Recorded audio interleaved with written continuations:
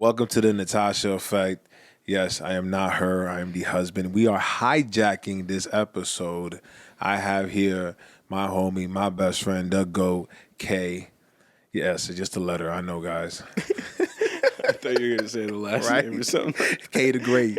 No. K the Great. I'm not even all that. Just like K Campbell, like a simple, normal, And I am the husband, Luis Garcia. So today we are going to talk about, what's the topic again? Seasoned men in Christ, right? We had a great topic. We labeled it. But it's our You journey. wrote it down. I know.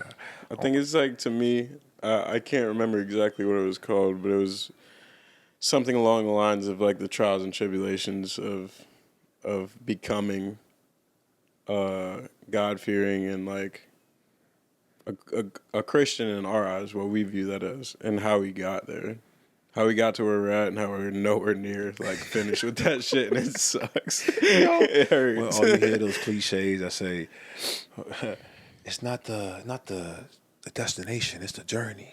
Yeah, facts.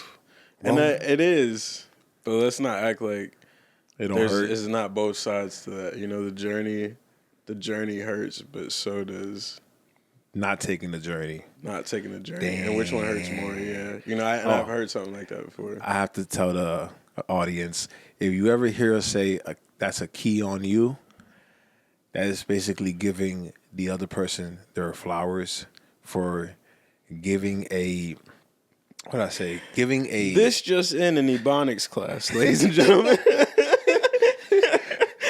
Exactly. This is Ebonics. Yes. Hey, that's all. To celebrate what someone said, basically. Like, for example, journey. What was you said? It's all good. It's all good.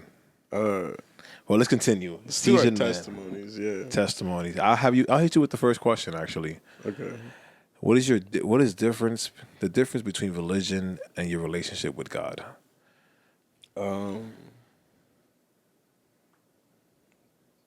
That's a good question because it's been changing a lot. Like, before religion, I didn't have religion. I just had whatever relationship with God I thought I had. And I guess I did. You know, he was always there. But I didn't understand it at all. I wasn't, like, raised Christian. So, like, to me, it was more of, like, just a feeling. Like, people even say it's a belief. Like, even at the time, I didn't even process that. It was just like, I don't know. Like, there was just something there.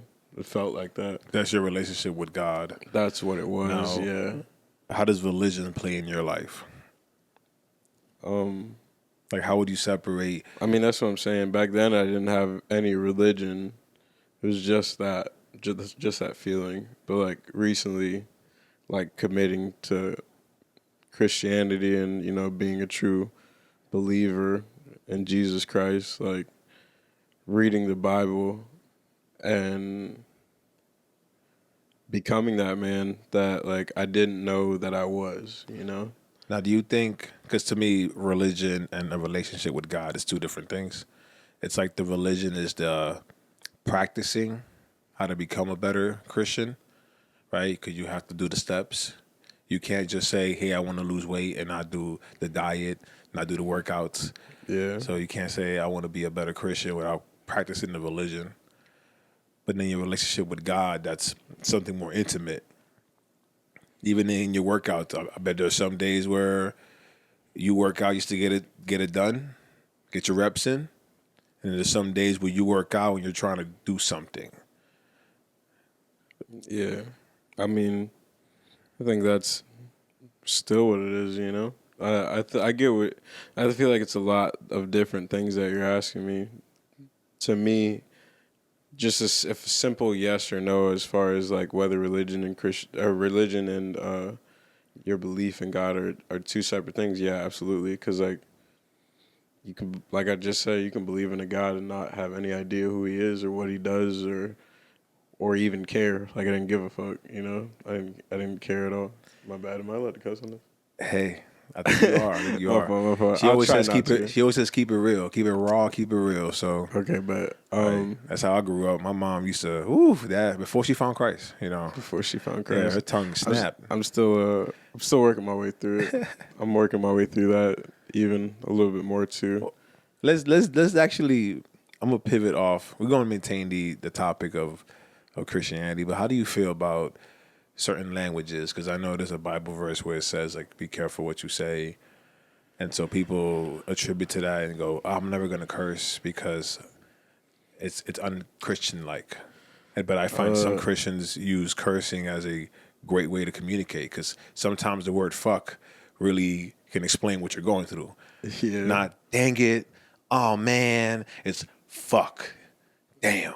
I mean, yeah, I mean, to me, it's all about intention for sure. I mean, this like is actually a Bible verse that I was just reading, and if you real deal Christian and I'm taking it out of context, don't get mad, bro.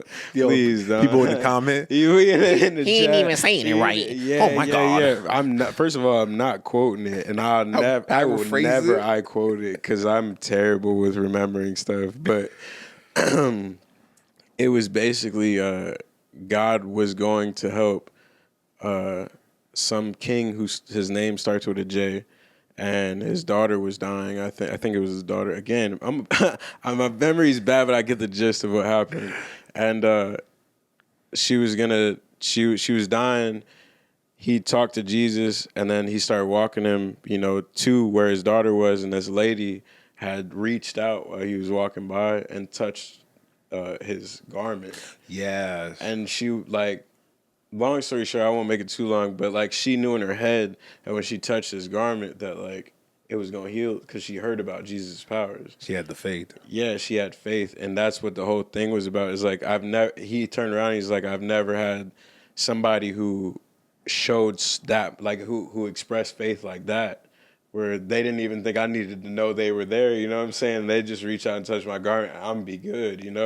And so he's like, he was having that moment. Then the king's daughter dies, and then Jesus was like, "Yo, it's not dead." The point of me explaining the story though is actually, dang, that's a whole different story. It was the Canaanite story that I was talking about, where she was asking for food. Sorry, I've been reading the Bible a lot lately. It gets a lot of jumbled right. up. But the lady she was a Canaanite, which was battling with the Israelites, and she asked for him for food, and he was like, "It'd be a crime or something like that for me to feed you before I feed the children that I came here to feed." And she was like, "Oh, it's okay. Even the crumbs that fall from the kid's mouth, dogs get to eat that too." Because he had called her a dog, but he's saying that in you're a puppy. I guess there was a different way to say dog in those times, and one was saying the N word with an A, and one was saying the N word with an R. You know what I'm saying? It was that much of a difference. But he said it in the nice way, in the inviting way that you're like a pet. You're that type of dog. And so she was like, even those pets get to eat the crumbs that fall from the mouth. So he fed her because it's at least it's you letting go of the fact that you come first. You know what I'm saying? You're understanding that you will get your blessing too, but there's an order to it. And the fact that you can understand that, I feel like that goes back to what you were saying. God had to show us not just miracles, but he had to show us things like that too. You guys just got to give to each other. You guys got to. There is an order that comes to things, and it may not be favorable to you right now, but it ain't over yet. You'll get your day if you just do your thing. Can you check real quick? Because I feel like I'm drifting. well, you're not directly on the mic, so I want to see if this still calls you. Yeah, no, I'm still. You can check it. You can go check it. I can't. No, you good. We gonna keep going. And you can see it. You good. I trust you. You were engineer. By the way, K. Let me give you a little bit of history. We should have introduced him correctly. Niggas start kicking me away. My bad, bro. My bad. I'm not that flexible. I'm trying. Use your chair. K is engineer, fighter, industrial mechanic, a man of God. Freshly. Freshly. Yeah. Half Hawaiian, half black. I thought he was Dominican at first. Apparently, I'm Portuguese. From who? My mom's side. Oh, that too. My dad black. What? just black. Reason why I wanted to bring K onto this was because no one else came. But the primary reason why was because he's going through the same struggles that every man is going through. And I see this especially when men hit 30, where they start asking those questions of like, what am I trying to build here? What am I trying to do with my life? Because as a man, we get judged on our successes, right? We're not women. We don't have the ability to make children, right? We have to go, like the Bible says, toil the land. And so I've seen it in a bunch of men. Once they hit 30, they start trying to build that legacy, trying to build that, I guess, their kingdom, I'll say. And I think a lot of men, they don't have that Christ-centered focus to kind of bring them back to, wait for it. Setting myself up to bring them back into having that confidence that they can do it. Because the scriptures say that men will do a certain role and women will do a certain role. And so by design, as men, we're designed to build a home, protect a home, right? But if you never did that or never seen that growing up, it's kind of hard to just all of a sudden do it and have that confidence. That's what I dealt with. I didn't see my dad build a home, protect the home. He bounced. And I had to go learn how to do that by watching other men do it and then being Christ-centered. And wait for it. The scriptures say that I'm supposed to do that. So that's why I bring my friend K. But Yeah. now it's your turn to like introduce that. me now. Now it's your turn to talk about me in such a great light and great way. Yeah. I mean, I feel like what you just said about yourself, like, it sums up how I could see a person who didn't get that. Because, like, I had a dad. I have a great dad, an amazing person, an amazing soul. And he taught me a lot of the things that I definitely am at nature. Like, you know, this word's been coming up a lot, emotionally intelligent, like that phrase, like that title, it's been coming up a lot. But Emotional I'll say IQ. that, yeah, you know, like his emotional IQ is 1,000, you know, like I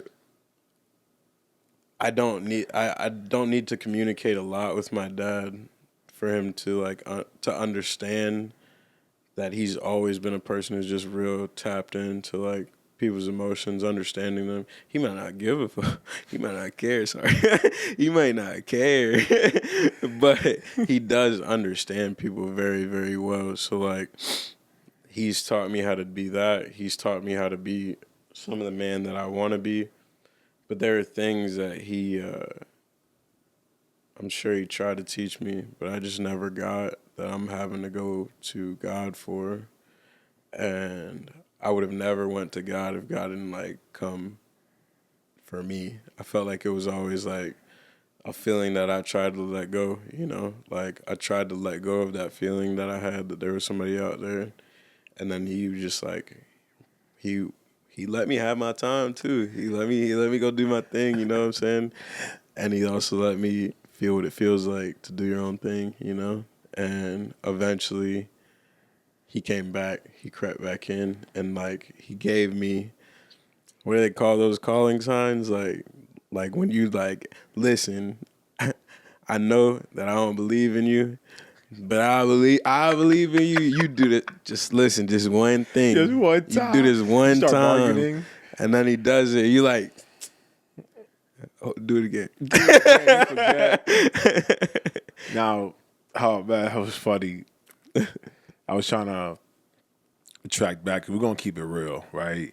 I be forgetting we're even in the podcast. I'm just talking Every day. I can't afford a therapist, so I call my friend. Hey, yo, Louis, Paulo. I'm sad. But so keeping it real.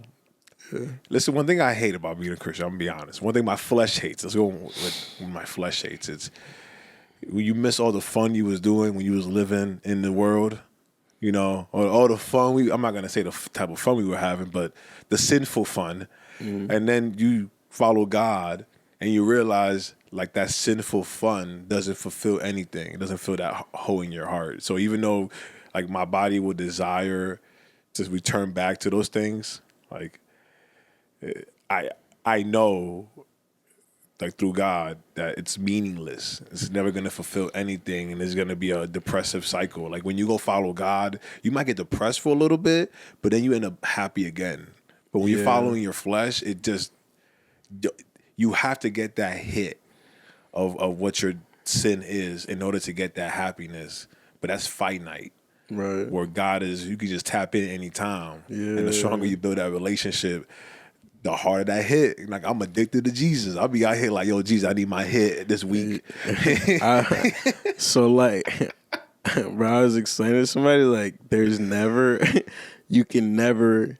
Once you realize that you can never overconsume Jesus and the Bible and a sermon, like, bro, you know how many sermons are out there? You have not watched every single. It's true. You have not watched every single. Even if you just go to one pastor, you haven't watched It's every a niche single market one, now. bro. Now you got comedian pastors. Now you got Yeah, South bro. pastor. You got Listen, a black pastor. You got a white. You got an Arabic pastor. You got a French pastor. You got an Asian pastor. You got a white pastor that grew up in the hood and you know he got flavor. Like you know his Yeah. wife is black. Yeah, you got every single pastor there is, and they they all bring their own something. There's somebody you can gravitate to each time. You know, like in the end, you can't overconsume God. So once you realize that you can get your dopamine hit from that, and you can start changing that, I feel like the only thing that changes begins to be your old self wants to always creep in. And Johnny Chang, I just watched a sermon of his Asian pastor. Asian pastor From jail. from prison. Yeah, I'm bro. telling you. What did he say? He went to prison at like 12 or something. He had Like, a hard life. what you have to do to go to prison at For 12? life. Nah, not for life. But Jesus found him. You know what I'm saying? Like Jesus did the same thing. Like let him have his time. Let you realize what your ways lead to. And he did that a lot in the Bible. He explains like there's so many parts in the Bible that explains that there's gonna be times where like the flesh eats at you, and like what is the meaning of life? It's just life is like the wind, you know? It is meaningless. If you just go, this is nothing. But then you realize that you have to live for something. That's what makes humans human, right? Now you become whatever you decide. You know, if you chase money, you will become money. You know, Yeah, that's a key on you. facts. Ebonics. if you chase anything you chase, you'll become, bro. So like, I'm not chasing to just be a fighter anymore, because that shit. If you just think about that baseline, it's just like a skeleton. You know, that's nothing. Is what it feels like, and that's no offense to anybody who doesn't believe. And like, I'm not putting it that way. I'm saying for me, it felt like that. It's felt a lot like if I wasn't doing something for a woman, if it was just me, you know what I'm saying, and I didn't have a woman, it's the only thing that would make me want to go do shit. The only reason I bought a house was for a woman, you know what I'm saying? Like the only reason I would ever buy a house is for the person that I'm gonna spend my life with, because that becomes my life. But me by myself, bro, I give a fuck less. I'm just like how Johnny said in that sermon. Like I'm just gonna. I'm not gonna go to heaven anyway. You know, like I'm not a perfect person. So why try? You know, and I'll never be a perfect person. That's what that whole sermon was about, That's bro. two It was keys. so life. Shout out to if you ever see this, bro. Life changing sermon that I've watched 100 times. That like no BS at all. I've definitely watched it double digit times over and over again. The same 45 minutes. Stop trying to be perfect. It's the fact that you were already perfect. I really want to pull this up because like these specific scriptures out of there were so, he just like tied different parts all over the place together to show the same thing, that, and the message is that you were already perfected through Jesus Christ. His one offering was the repentance, for lack of better words, for everybody sins for once and for all. That's actually the thought process that helped me stop hating Stop myself. sinning. Or stop hating myself. I mean, I feel like, yeah, that's the first part to it. But like the next part is like you realize like, bro, I've been that person, and it's fine though. God does not hate me for being that person. He knows that sin came into this world and we're all going to be sinful. At some point in time, we're going to be sinful, and you can keep going back and going forward and going back and going forward. But so much of us think that it's like pointless to keep trying to not be sinful because like God hates us for the one sin. It's like, no, he's just asking for you to try. And then what does trying do in every situation? It makes you better. So like have some shame in your heart that you did sin. You know, take that. Nobody's telling you not feel shameful. You should start to repent. But if you really believed in Jesus and you really grow that connection every day, the more and more ashamed you'd be of that sin because you'd be doing that against the person who loves you through everything. He loves you through everything, and you keep hurting that man over and over, not that being, sorry, over and over and over again. You wouldn't do that to somebody you love. Eventually, you'd get the point, and it's like, all right, I know this hurts you. I know this hurts you, God. I go through that with my wife. We all go through it, bro. Well, I meant it's a relationship, and with a relationship until someone dies until someone burns the bridge. I'll go with this: until someone burns the bridge, the relationship doesn't conclude. And as long as you keep trying to change, just like what you said, with you keep hurting God. Right, because he has his boundaries. He's like, these are my boundaries. If you're trying to be with me, you trying to be blessed, all this, etc. You know, do these things, and don't do these things. If you're trying to get better, I'm cool with that. And the same thing in my relationship is like, you want this certain kind of guy, I want this certain kind of woman. I'm not saying you got to start being this kind of woman the next day, but work towards that. And it's not to be a type of woman that is to make you better in my eyes. See, like she wants the kind of guy, and that the kind of guy that she wants, the kind of man she wants, will make me a better man. Mm-hmm. And the kind of woman I want her to be will make her a better woman. Yeah. It's not malicious. It's just, these are my boundaries. I'll give an example. For her, she's so strong. And I'm like, yo, listen, I already got bros. I don't need another one. She be gripping you, dog. Yeah. She be grabbing your ass. Give it up. Okay, fight her. But that's one thing. It's like, you don't got to be rough with me.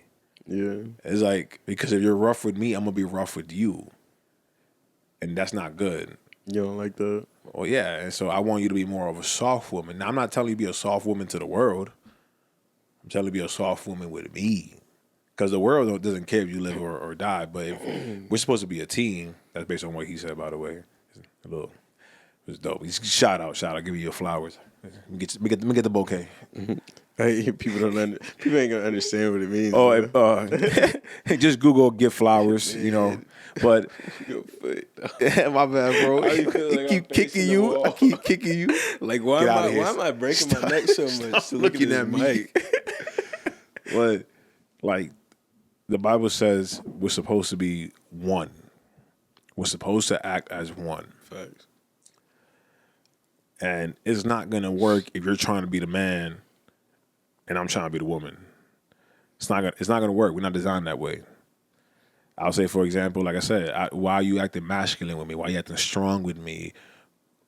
Because when I'm acting strong, it's because I'm standing up for something, and it's like you're supposed to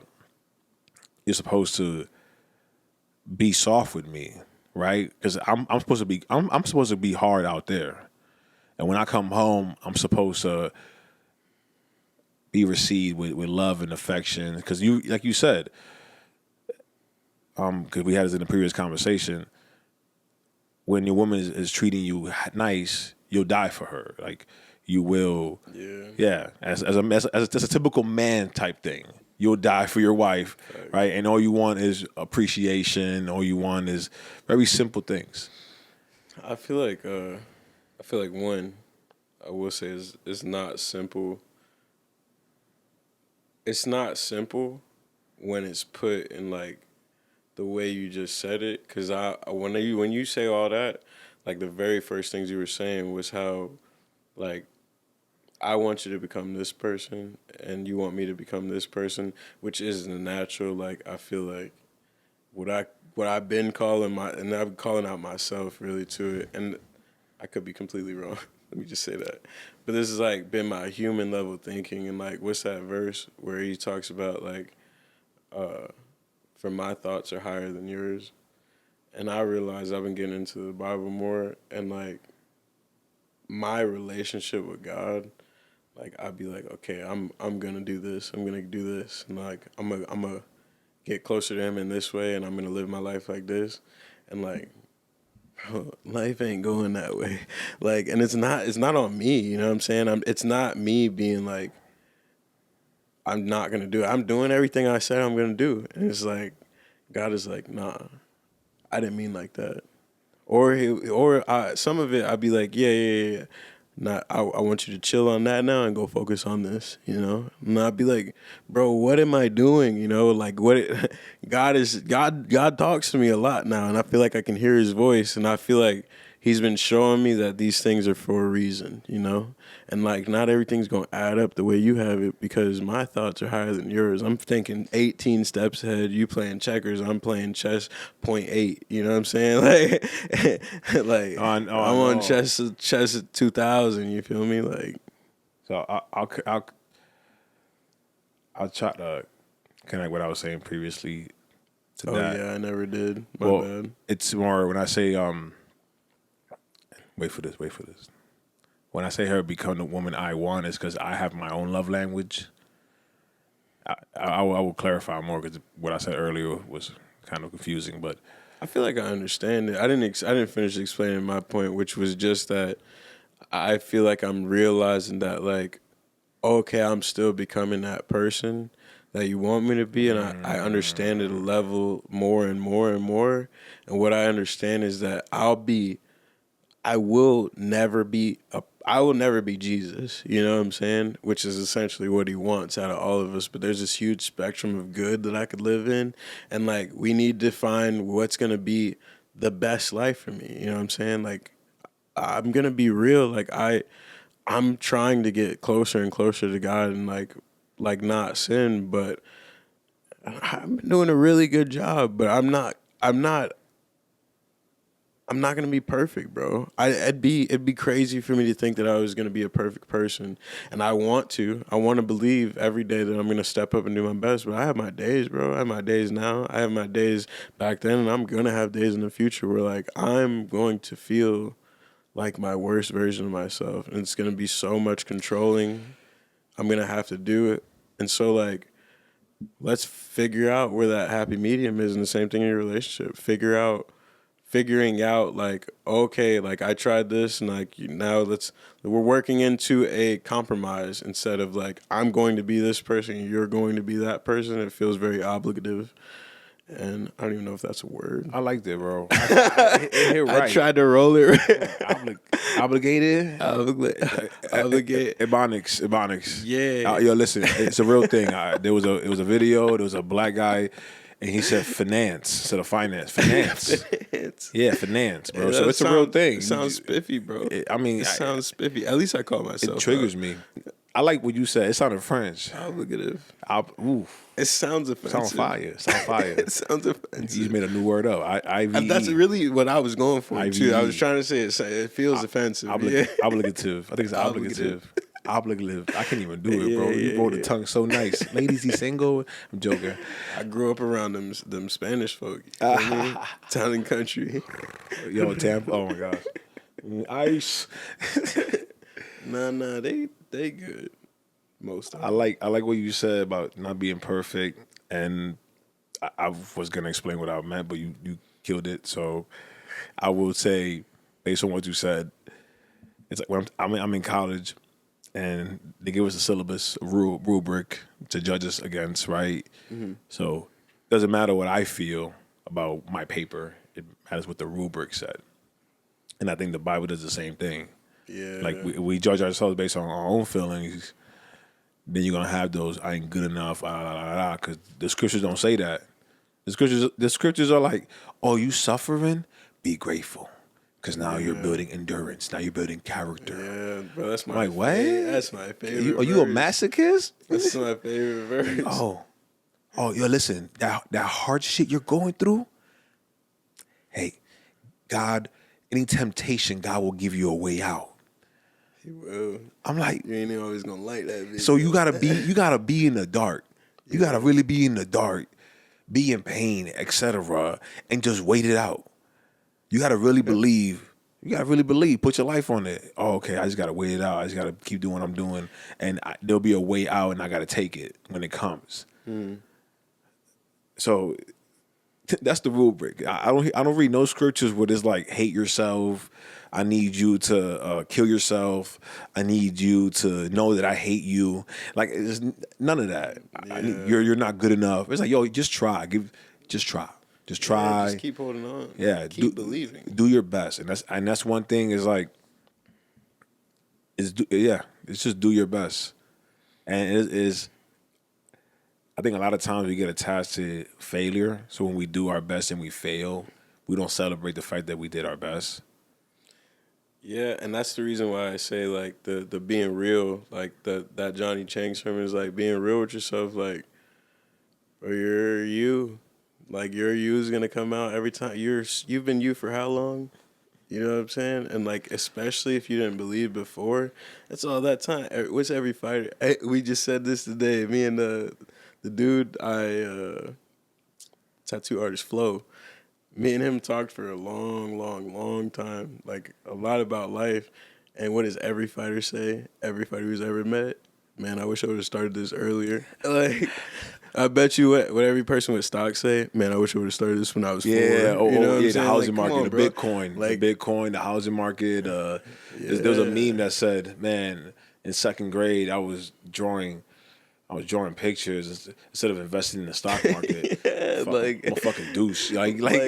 But that's the thing, bro, and that's a huge lesson on life for like anybody who's young, like still young, is like if you're not trying different things and like also being tapped in, you got to be tapped into self, not tapped into the world and like what the world has desires for you. But you know, in my version now is what Jesus wants or what God wants for me, you know, and it took me forever to find that out because I wasn't trying. I wasn't trying to look for what was really serving my heart. You know, if serving your heart is drinking and like it could be as bad as that. If serving your heart is drinking, but drinking leads you to fighting and fighting leads you to jail time, and it leads you to the brat. Like, really evaluate your life. Are you cool with that? Because if you are, cool. Yeah. If you're like, I'm so serious. No, bro. I know. That's like, the thing is, we have to have all walks of life in this world. We have to have the crackheads. We have to have the billionaires. Like, there has to be all walks of life in the world. You have to see that spectrum. But make sure you like it. Make sure you really love it, or else you're gonna hate yourself for waiting so long to figure out what you did like. And it's crazy because it sounds ridiculous, but if you go out into nature, what's the point? What's the purpose of a mosquito? What's the purpose of a wasp? I just found out that only three wasp species out of all of the wasp species. I didn't even know there was a wasp, like different wasp species. I didn't understand that at all. But I was like, they all look the same to me. That's racist, man. That's waspist. You know what I'm saying? Like I didn't. But he said there's only all three. Wasp lives matter. Yeah, all wasp lives matter. But he explained to me there was only 3 wasps that actually pollinate, and I'm like, how many are there? And what the fuck do the rest of them? Oh, they're just assholes. Why do they exist? Why? It's an ecosystem. It builds up. Nobody eats them. Nobody why? They probably do population control. So they control the population of the smaller bugs. So there's a yin and yang to life. Yeah, like the thing is, you ever seen a praying mantis? Yeah. And imagine a praying mantis. It was the size of a human. It would be a whole different conversation. That's a Rick and Morty episode. That's a whole different conversation. So it's like even with this crackheads and all this stuff, and it's like, do they have to exist? And the crazy part is you got these people who think highly of themselves and will give an opinion where they don't have to exist. And it's like, you don't know what makes the world work. You don't know. You don't have the formula. You didn't invent nothing in this.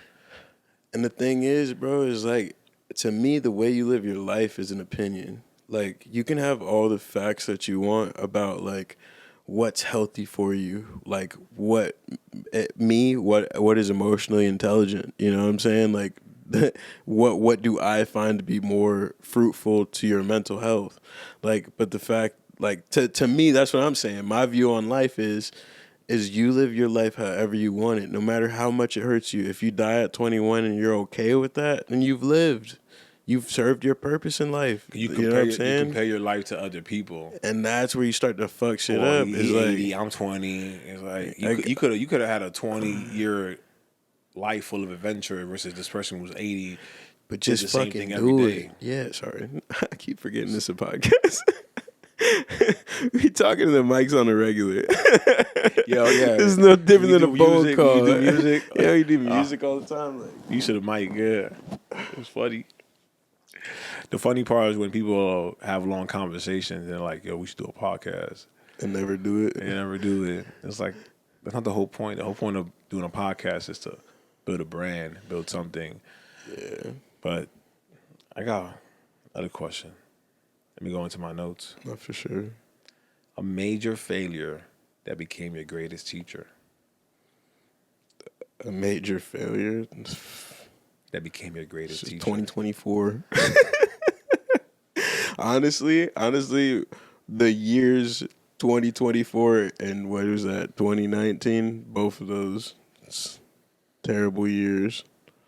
Very different reactions. I say one, I was already on the verge, but like I swung into complete atheism and living in sin. That became your greatest teacher. That's deep. Oh, man. That's like, deep. And like, and not only did it become my greatest teacher, you would think that living, like you said, you living life your way and in sin, great. But it wasn't. Like, even thinking back into that, like, no, it wasn't that great, bro. There's a whole lot of turmoil. There's a whole lot of bad. There's a whole lot of bad feeling in that wild roller coaster. It wasn't even higher highs most of the time. Like, that's what my thing when people might look back in their life and they say, man, we talked about it earlier, like, man, life was great back then. We used to ride our bikes. We used to do all this stuff. Mm-hmm. And honestly, to me, I think life, I don't look back and go, life was great because I wasn't living with, like, Jesus. Yeah. And it's very subjective. But for me, it's, I just don't remember the goods only. Like, when I have the good, I remember the goods and the bads, and so I compare both of them and go, was there more bad than good, and was the bad worse than the goods? And so it's like currently right now where it's like the goods are great and the bads are bad, but there's more good than bad, and I'm able to control the amount of good that's in my life by my actions, and I'm aware of that. So when I look back, it's just like, oh man, I wish I had more of a Christian faith, more of a Christian how I operated. Right. Because the way it was just like, it was very raw. I'm sure everybody who starts their Christian journey, I'm making an assumption. When I started my Christian journey, it was very raw. What do you mean by that? I feel like the typical Christian, just generalizing the typical Christian, you get raised in a Christian home where you build that habit of Bible study and going to church, right? The mom and dad. It's just a typical cliche Christian. Yeah. And then you got Christians like Donnie Chang. I'm just going to assume because he went to jail. It's like you find Jesus in a whole different way. I mean, he actually said it was his mom. His mom always had faith in him. So that's deep. So my revelation came from, I went to church at 17, like first time. I was repping the atheist thing too, till like, 16, 17, until a pastor came. And I'm a jokester. Like, I'm a troll. Like, I love to say the things that's going to trigger you, or just, sometimes I'm very ignorant of it. So I told the pastor, I told him, because when they were putting Jesus on the cross, they were spitting at him. Oh yeah. And they were like, they said, I still remember this. They said, "Where's your God now?" Or Yeah. where's your shit? And I laughed. I was like, "Hey, that's good. That was a good one." Like I laughed. That's Like, oh my God, crazy. that's like how about where you at now? You on the floor? And I laughed. And so he looked at me. He didn't judge me at all. And I asked him. I said, "Yo, what if he doesn't exist?" And growing up in my household as a Dominican, you don't ask those questions because now you don't have faith. And that's stupid. I don't like being told I can't ask a question. So I asked him that question, and he responds. He goes, "Hey, my life got better with the information." So He just flexed on you in the most Jesus that was way possible. yeah, He's that was I'm like just telling you, my life good. yeah, like my life. And I was like, Yeah, it's funny. that was the best answer I ever got. That was way better than your reaction to Jesus getting beat by rocks. Yeah. Like, I don't know if I'd ever feel that way in general about anybody getting hit like that. But like it's understandable. Like you went through what you went through in your life. I went through what I went through in mine. We're different people. But I think that's so funny that I could see that as like the same. I feel like that laugh that I just got out of him telling you that is the same laugh you got out of that statement in the Bible. And that's crazy. The thing is growing up, I have a super religious Christian mom. I don't wear pants. I don't drink alcohol. Sober life. And so, I mean, Sundays were 4-hour church days. This is why I like white people. Cause you had to be at church? Yeah. This is why I like white people. You had to be at church? We had to be in church. No wonder why you didn't want to go, bro. No wonder why you don't like church. Man, 4 hours, and the benches were made out of wood, so you Yeah, couldn't you was even in the nab. pews. You couldn't even nab. It was high, no AC, summertime in New York, and they're all there praising the Lord in the heat. And Are I'm they like, praising bro, in Spanish too? huh? Are they praising in Spanish? In Spanish, too? so I didn't even understand it, and it's all loud because there's Latinos. Yeah. So, and this is So why you hated church. This is why I go to white church. 1 hour. When I went to a white church first time, and it was 1 hour, I was like, "We're done."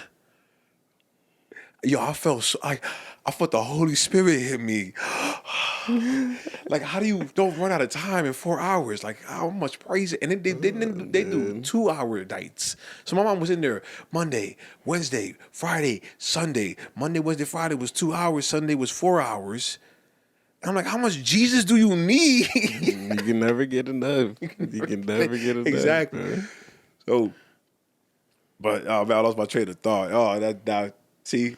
I'm laughing You right now. I'm traumatized, bro. traumatized, You but I learned to laugh at traumatized. my jokes. That's why I make so many jokes, because I be Nah, traumatized. I get that. You know, and I think, but that's the thing that I'm saying is like once you start to figure out all these like triggers, like unfortunately, a lot of it's just childhood trauma that you got to deal with. You know what I'm saying? Like you finding a church right now, like we were talking about, it's gonna have to come down to you getting out of that childhood trauma, that would be hard. That's a hard ass. Like, and then sometimes I'll be looking at God like that's a hard ass. Like, you know who I am, but it's like you know who you were, son. You know who you were, and you know where it got you. And even that, it's before you became this due to life. You was just a child, and I have a 2-year-old, and that dude's up for anything, right? He want all the smoke. Yeah, but when he's probably 9 or 10 or 11, he's gonna develop his habits and start developing what he likes and what he dislikes. But right now, he's a sponge. He's very malleable, and I kind of use that as an example of say I have my addictions to whatever it is. I didn't have that growing up. I wasn't out here 1 years old having an addiction to food. I wasn't. It was I was born and then being depressed. High school food was a way I can live life without feeling pain. So kind of got sad. That's the way you felt about food? Yeah. Well, because if you think about it scientifically, when you're eating, your parasympathetic nervous system is activating, and that's your rest and relax. Your sympathetic nervous system is your fight or flight. Your parasympathetic nervous system is your relax and digest. So if you're eating, you're not really like wartime. So if you're in like depressive, so this is how I learned to get out of it. You ever seen them motherfuckers in prison and they come out of prison, they eat? What you mean? Motherfuckers be like holding their plate and shit. It be, Oh yeah, like it that. be Yeah, good. it's my food. Sorry, these men being fight or Fight or flight flight. over their plate. So when fight or flight comes, fight is anger, because this is how I kind of broke it down. Is we have 6 emotions, right? 6 core emotions. You have happy, sad, surprise, disgust, fear, and there's one more. Can't remember. Happy, sad, fear, anger, disgust, surprise. There you go. So you have those 6 emotions. And so you basically exist in these 6 emotions. So when I'm in fight mode, I'm angry. When I'm in flight mode, I'm scared, fear. Right? And so what's depression? Like what's anxiety? Anxiety is fear of the future, fear of something, right? Your body tenses up for what? For something that's coming to the future. That Depression is despair. Yes. Depression is loss of hope. Loss of hope in your situation, complete and utter. But how do you get there? It has to be start with sadness and then prolong sadness. And then you start once the more you live in this sadness. I can agree. Yeah. The more you live in this sadness, the more you start being, that's your norm now. Being sad is your norm. So the thing is though, like, to me, fight or flight plays like more often in all those situations. Like the fight or flight in being depressed is that you're unwilling to change. Like that to me. So I've been thinking a lot about nurture versus nature, right? And there's always that question, like, when people grow, how do they become who they are? Was it nurture or was it nature? And you look at everybody very differently. The way you were nurtured versus your nature comes out just as much as you're nurturing. You know what I'm saying? Like, for me, I feel a lot of it was nurture because I'm not at anything at all who I was when I was younger. As far as like, bro, when I was younger, I didn't think I was going to be like an athlete. I just did PE fun. You know what I'm saying? Like, I never thought of myself as an athletic person, so I never was. Like, I still was the fastest moving big kid, and I still did sports eventually. But like, I had to keep growing this like aggressive side of me. I was the softest kid I knew. You know what I'm saying? Like, especially mentality wise, it's like a complete different change. So like, my nature has changed, and that's through me nurturing myself. But like, back to the nurture versus nature at its core, like when you're a child, you respond to things. It's like from the time you're a baby, it's you're hungry, so you act and you respond. You have feeling, acting, and responding. So you feel hungry, you act in a way that's like, you start fussing, and then your response is you get fed. And then you get a little bit older, and you're it'd be the same feeling, but now you have more access to shit you can do. Like now when I'm feeling like I need loving, I don't have to cry. I could pick a fight. Damn, yo, that's a key. You know what I'm saying? I realize that because you have more options. You have more tools. That. Like if you call your friend to vent, let them know ahead because they're not might be ready to receive what you're trying to give them, and they're able to, that communication. Like right now, I need to vent, but you're not able to say that and say, for example, I call you, I just start venting, you start giving me advice, I start getting triggered because I just need a vent. But if I never learn how to communicate that to you. Yeah, right. So that's your fight or flight right there. Your fight or flight. Like, you know what? In that moment, I can sit here and I can attack you for what you just made me feel like. Mm-hmm. In one of my various, I mean, we 30 years old. There's so many ways you can hurt me. You come by the house and drop a note in my mailbox. You can send me something. You can make a post about me. You know what I'm saying? Times have changed. You know, nothing you crazy. Can do so playing much drugs in your car, call but the police. It's the same thing. You're getting the same thing, and so you get these crazy responses over the same feeling that you had when you were a baby, bro. Like that's crazy. So it's the same thing in relationships. You have said that as a man, you're able to communicate your needs, and if you deal with somebody who doesn't know how to communicate their needs, it makes it hard for you because now it's like, hey, I'm 30, and if you're 30 and you're not responding the same To way, me, like, it's not even an age thing. It's the fact that, like, what do you want? This goes back to that. Like, all walks of life should exist in this world.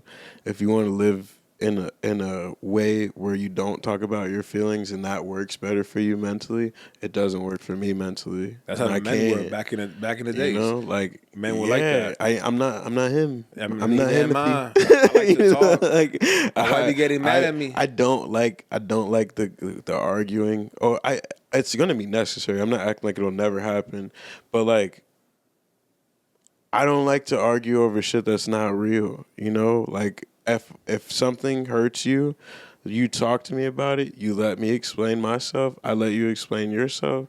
We come together on what needs to happen from now on. Plan resolution. You know what I'm saying? I am that type of person because I never want to hurt you again. This is the reason why that's my approach to God now. Like I said, that Johnny Chang sermon changed everything because that's always been my approach to a relationship ever since I stopped being toxic. I stopped using those tools to cut, you know, because like, bro, one thing I've learned about me before any of like these past year or two, I realized that the more and more I spoke, because when I was a little kid, I spoke when spoken to.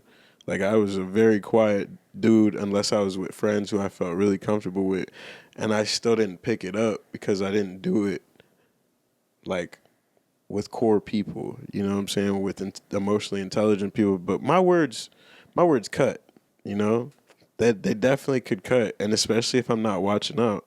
So now when I get angry, this is back to the fight or flight nurture versus nature, is like you will get nurtured by your environment the more you get out of the nature of fight or flight. Because my fight or flight response could be to go mute again. But I know that my fight or flight response could be to cut deep with my words. But it's a choice to get out of fight or flight and let myself think real quick and say what I actually feel. Say what's really going on the inside. So not go based off kind of your instincts. Yeah, you nurture versus nature. It's nurture is like what are you getting from the environment around you and what are you learning from the stuff that's happening versus nature, what's going on the inside. And like what's going on the inside be crazy. It'd be crazy sometimes. Like there are certain feelings you feel in life, especially after 30. Like, but like by the time you get to 30, like you've experienced some things, and I know old heads gonna come back and be like, yo, young man ain't learned shit. Yeah, you know what I'm saying? Like, but still, bro, 30 I'd have felt some things, the Ebonic bro. service OG, the Ebonic, the Unks. Oh yeah. Technically we're Unks now. I'm cool. I've been ready to be an unk so long, in bro. the ebony community, there are stages to a black man. When they're young, they're YGs. Sorry, Yeah. YN. Sorry, Yeah, YN. that's the real term. But I ain't going to keep going. When they become a little older, I forget the JIT. Become a JIT. Or is it? That's the other way around. You a JIT. Oh, you a JIT you first. A YN. Then you a YN. You a unk. Then when you hit 30, you're an unk. And then when we hit 40 or 50, you become an OG. Yeah. There's a structure to this. See, in hierarchy. It's crazy. Well, sorry, we're pivoting off of this, but it's crazy because even in At fight this or point, flight, do we even like send this? no, we're good. Even in fight or flight, in nature versus nurture, there's also a hierarchy structure. So, like you said, what things happen to you. So, in a hierarchy level, if you're an older brother, if you're a first son or first daughter, right, your role is going to be different versus a little brother, a little sister. For example, I am the little brother, and so I was able to see how my brother fucked up and avoid those problems. And I'm grateful for that. I'm really grateful. 'Cause I used to be angry at him, and then I remember all the shit he went through, and I was like, damn, it's because he was the firstborn. You know, listen, no diss to my dad, but let's just say anybody can be a dad with the right genetics. No, that's a fact. And the thing is, bro, like, I've learned to give grace to everybody, bro. Everybody live life in their own way, and they allowed themselves to go through the nurture and nature process just like us. and unfortunately, they didn't receive it right. This is not me coming at you for saying that. Like, I'm saying, I'm like, hurt. no. I'm He said, saying no, that no, no, no. this No, been my not me. approach to people in general, because like I'm tired of feeling bitter about people who do me wrong, or people who got the That's what nerve to feel like Eric I'm doing them wrong. Eric Thomas said. What? He's like healed people don't want to feel negativity. Right? I don't It's want to like feel I no chase, hate, I bro. chase to be healed. I don't want to have fights with people. Doesn't mean it doesn't mean you should shy from fights, because even Jesus was out here wanting to smoke. Like he was really looking for the smoke. I'm gonna be Right. 100%. Like he wasn't trying to be discreet. Like once he hit 30, actually, That's funny. he started looking I for the just read smoke. that That's too. I just read crazy. that too. He started looking for the smoke. Yeah. Right? Nah, he wasn't. He was giving grace at the same time, and it's powerful. And it's like, I don't want to have those bitter feelings. I don't want to live a life where I'm angry. I want to be happy. I only get one life. Like at the end of the day, this is a faith-based relationship. I don't know what's gonna happen when I die. There might not be a heaven. Am I having faith? There is. Yes.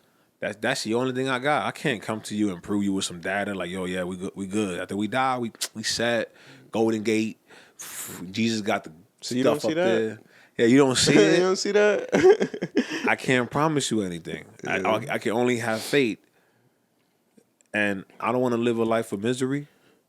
I want to live a life of peace. This is why I chase. I go towards this religion, this relationship. I go towards this because I don't feel negativity. Yeah. Like, and also, I think one thing that people get triggered by Christians is because some people become very zealous and forget to give that grace part. I'm gonna do my best to show you the light by my examples. Like, hey, Jesus is the way. Look what he's done to me. Look what he's done to all my friends. I'm not gonna force you to do it, because at the end of the day, you have your own choice. You have the way you want to live. I'm not gonna follow you and, yo, did you go to church? Did you pray? Did you pray? Did you pray? Yeah. Did you? No, bro. This Like, is I your don't. journey. Yeah. Yeah. I got my own life. I feel that. I feel like to me, I really always am trying to let people know that, like, you're inclusive in what I believe is the world, like what the world needs, you know? Like, I don't care what you do. I don't care if you believe in Jesus Christ. Like, I will, like, I know I'm supposed to be spreading the word. That's part of my journey too. And I will. But like, I even just read this, like, Jesus wasn't That stopping for sermon. everybody. Yeah, it was a sermon, yeah. That guy that asked for, sorry to interrupt, but the guy that he said, Jesus, I want to follow you. The rich dude, what should I do? I want to be with you. And Jesus said, give up all your possessions. And he was like, nah, man. Wait, I didn't hear about that. So the funny part I learned from that lesson is that Jesus never asked you to do more. Like he didn't come to the rich guy and said, hey, you need to give up your possessions. The guy came to him and said, hey, I want to be more with you. What can I do? And then, so be careful when you ask that. Yeah. God, make me a better Christian. You sure? Yes. Okay, bet. Now you're in the strongest warrior team. And you know, it makes so much sense, because all being like a Christian is like really, really undoubtable belief. You know what I'm saying? And so, like, what does that sound like on the outside looking in? Like, oh man, I just got to put up with a life of craziness. This is what the trials and tribulations of becoming a Christian man. And it's like, I don't know, do you? Because like, if you are seeking to get closer, then what's the quickest way to get you closer to God? Putting you through some mess, bro. And how do you deal with it? But like, I don't know. What I was trying to say though is like, I don't care if you're a Christian believer or not. I don't care if you believe in Buddhism or anything like that. I think the only thing I care about is that you want to feel the same. Like, you should feel like I exist too, even if it's not in your world. You know what I'm saying? It's just like me and Flo was talking about today. Like, I could not like you, right? And give me a bad vibe. And like, from now on, like, I can sit in the same room as you, because I don't have to interact with you. You'd be a blank spot on that wall. You know what I'm saying? I don't have you to or like you. Nah, but the world was meant to have you in it. You know what I'm saying? And that eliminates murderers. You know what I'm saying? That eliminates a whole lot of shit. And then like we can get into the details, like rapists and all that other stuff. But like, just at a simple baseline of that, like I believe that everybody deserves to be in this world who's here. And you will serve a purpose. And if you had that same mentality, you like one hand washes another, like you'll live in that purpose, like whatever your person, your God, or you, if you believe that you're the only person in control of your life, then whatever you believe is okay as long as it doesn't interfere with the people that don't involve, like you shouldn't have no thoughts in you that say that another person is less than or devalued or anything like that. That's the bottom line for me. That was a key. It's just, it had me thinking that when it comes to like the whole Christianity thing, I always make a joke of why I follow Jesus and not being Muslim or a Jew, and it's because I like bacon. That's my joke. Because I like bacon. Because you're Muslim, you can't eat pork, right? Yeah. So that's my joke, but it has truth in it. Because the whole Jesus vibe is come as you are. Yeah, I'm gonna be 100%, and it sounds silly because like you gotta go pray 5 times. It sounds more of a ritual than a relationship. Yeah. Imagine if my wife was like, "Oh, you every day 5 times you have to give me a compliment," or that's what she wants, or you don't love me. Okay with that, and that's fine. But I'm saying that becomes more of a ritual. What happens to like I just want to get to know you, but it's like unless you. Bro, when I got baptized, I got told right after I got baptized, I'm like literally crying. I'm emotional. God's like definitely speaking to me. I'm looking at him for a second. You know what I'm saying? Like there's a lot going on emotionally. The whole day had been emotional leading up to that. And right after that, they're like, all right, like, from here on out, like you need to pray. I don't know how exactly they worded it, so I'm not trying to misquote or anything, but it's like pray every morning before you, like right when you wake up, and pray every night before you go to sleep. Yeah, but is there a scripture that says that? That's just there. It doesn't matter. The point is that there's something out there that is bringing them closer to whoever they believe is making them a better person. I know, but I think my thing is sticking to Christianity. I'm going more with it's more of building a relationship with God than performing a ritual. Now, I don't believe there's a scripture that says pray every morning. I think the whole message was to just build this relationship, and I even like the definition of sin is to what takes you away from God, and if you combine both of those things, you start doing more things that get you closer to God. I don't feel forced to follow God when I'm being a Christian. I don't feel forced to.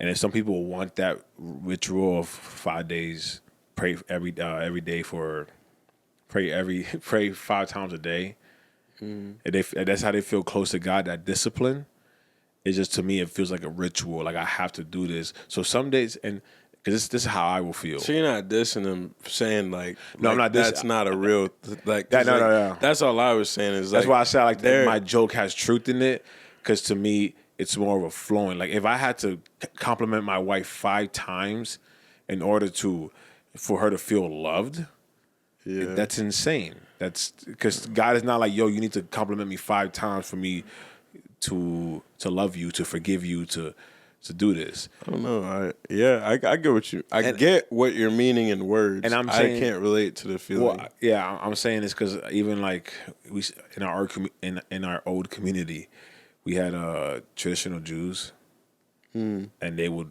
have the hairstyle, the outfit, walk outside.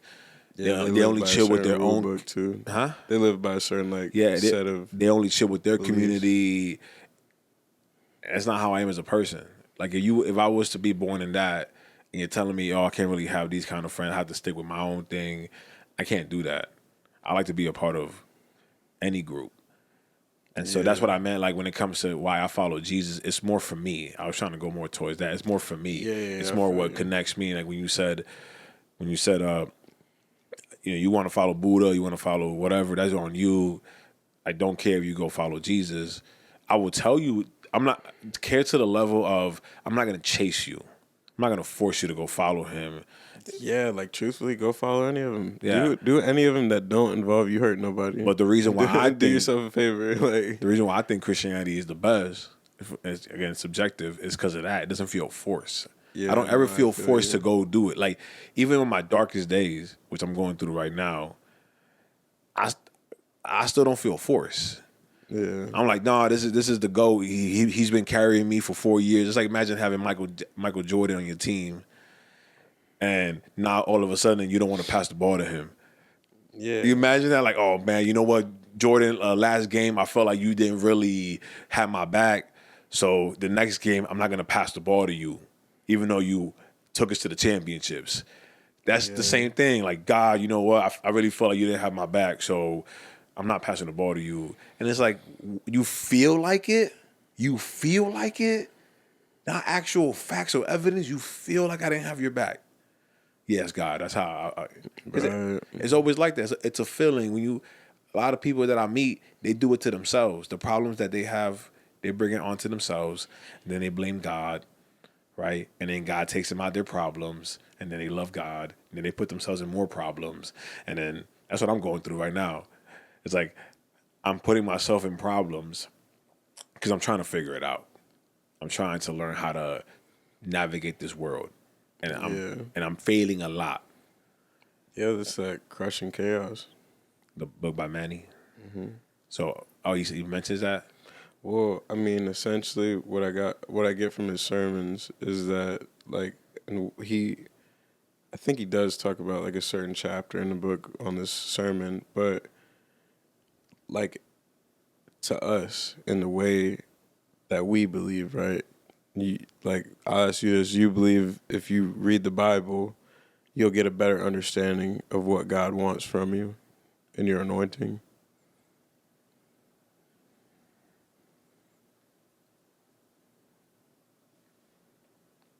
Yes. And so Manny goes to say that, like, if you're following Jesus and what he tells you to do in the Bible, like follow the 10 Commandments, follow all of the word, like you will rid yourself of the chaos. And what I've grown to understand is like it'll rid you of the chaos because you've committed on whatever it is, undoubtedly. Undoubtedly, sex before marriage is a bad thing, so not having sex before marriage, like you've made that commitment in your mind, and because you're not doing it, you're winning. You don't have to do anything more You're than creating like your goals. you're done. You're done thinking after that. God's already told you what to do. It's easy now. The weight is lifted. What you told your brother, because it was that conversation of it feels like a rule book or It was my nephew. you were my like, nephew. I feel like I'm being forced to do something, and it's like, yeah, 'cause it's good for you. Like you're a child. I'm a child. It's good for me. And like Sex before marriage, I'll give you some scientific knowledge. You start building a connection with people when you have you're sex. forced to. You don't have. Oh, you're saying Yeah, and that's also you're still and forced. so when you to. say you want to marry a person, now you have all these preferences that your person can't do, and now you're having a bad sexual relationship, and that's like one example. And also like I think I started to realize like whoever you're having, at least there's I people waited, out I here. waited for my wife, man. So I don't even know. Oh yeah, Yeah, facts, you bro. already know. I'm proud of you, G. Still virgin, bro. I know you still. I know. Still. Yeah. Does it count when you get baptized? You get like you start your body count start. That's what they told start me. over. That's what they told You me. put the 0 now on your forehead, like I stopped right before I walked. Yeah. I said, yo, I'm good, right? Remember that? There was a whole thing, man. I think like 10 years ago, where it's like, oh yeah, I gave myself up to Christ, so now my body counts 0. Like all the girls. No, that's insane. I'm gonna pivot real quick. Okay. I'm gonna pivot real quick because now we gotta get a little bit of silly. But Kate, That's hilarious. hey, I don't want to get inappropriate, but my brain, man. Okay, in my encounters when it came to females with high body counts, I can't understand what you're about to ask me. It's messing me up right now. I'm trying to kick you over there too. Yeah, it's chill. In my encounters when I met women with high body counts is they and wait for it. They bond with their mate. It's like it's harder to bond with their male counterparts. Like I'll give you an example. When you had your first girlfriend, right? It was probably like, oh, I love this girl. And then multiple girlfriends after that, it became easier to break it up. I don't even know how to say this on the camera. I'm a lover boy. Certified. Yeah, bro. That's what even for me. Every single one. It like became, I ain't gonna say every single one, but I could say that I probably tried to. I tried to find something right? in my heart. But it became easier to just bro. Nah. If anything, it became harder. That's what I'm saying. We all live life different. I feel like for me, okay, so I'll speak for me then. Yeah, because I feel like everything you're saying, like it got harder for me. It got harder and harder. I'll speak like, for me. damn, this shit ain't gonna work this time again. God, why? I love you, Tiffany. You call her Stephanie? I call her Evan. Nah, I'm kidding. For me, it became easier to break up. Like the more relationships I jumped in, it was easier just to part our ways. I mean, you mean easier emotionally or physically though? Because I'm emotionally. I'm getting better physically at doing it, but it's rougher and rougher. Emotionally and physically. Maybe I'm a woman. I feel like women explain it that way. Well,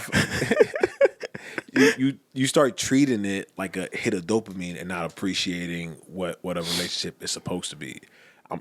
When you have a partner, it's supposed to be someone you find to endure this life together. And then when you start treating it like a dopamine hit, like an oxytocin hit, because oxytocin is your love hormone. When you get a hug, you feel that warm, you feel that good emotions, that dopamine, you get that motivation, that serotonin is that mood stabilizer. So you start treating it like a drug instead of its actual purpose is to build a life with somebody, to build a legacy, to build a kingdom. And that's what I mean is the more partners you have, that's what happens. Yeah, but did you always feel that way? As in, like, did you always feel like that meaning was to build a kingdom, or that was a later understanding? That happened when I started understanding the purpose of well, I mean, it's to the purpose of life, but when I start understanding how the Bible explains relationships.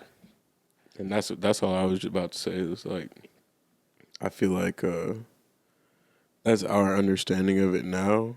But even when I was younger, like I feel like that's why it's harder for me, but it's easier for you, because like I don't think your understanding for it is like how it is now. And my understanding when I was younger is like, yo, I'm gonna be the best husband whatever ever. You know what I'm saying? And I'm gonna still be a man at the end of the day, like, but I'm gonna be the best. Like that was really a thought in my mind, bro. I used to be a jit, bro. I'd be brushing my teeth and I'm looking like there's, you ever seen, you watch Big Brother? You know what I'm saying? Acting like there's a camera in there, bro. Like they're like the pose. Love of my life is sitting there. Yeah, I got this. You know what I'm saying? Like everything came like that. That's the way I've always looked at relationships. So I wanted to be the man that she wanted 100%. And what woman? Just any woman. So that's who I wanted to be. That's what life was for me. But what if what if there's a woman out there that the type of man you're trying to become, the woman that is meant for you isn't expecting you to be that kind of man? Yeah, then I have to. What do you mean? Like, isn't expecting me to be what? Because when I say that, like, I feel like that's the reason why I'm so easy to change in a relationship. I'll change my whole being because I'm willing to, and this goes back to the idolatry stuff that I was talking about the other day.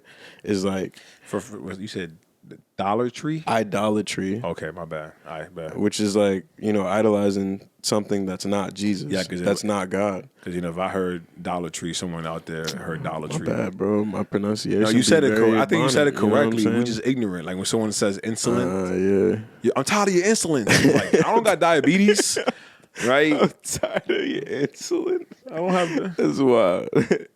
But no, like,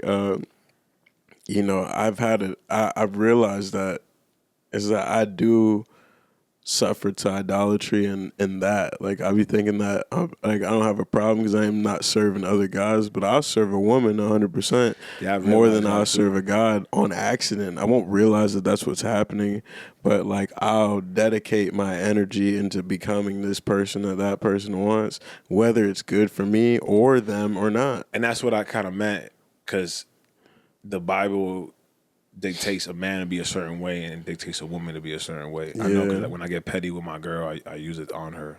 Like, look at Peter. It says women don't nag. Man, you be just quoting the Bible to win arguments. That's, Right? I know, that's right? sinful. That's gotta be sinful. That's gotta be. That's gotta be sinful. Hey, audience, check. Give me the verse. You can find the verse for me. Chat. Chat GPT. Chat. Is it sinful to use verses to win arguments with my wife?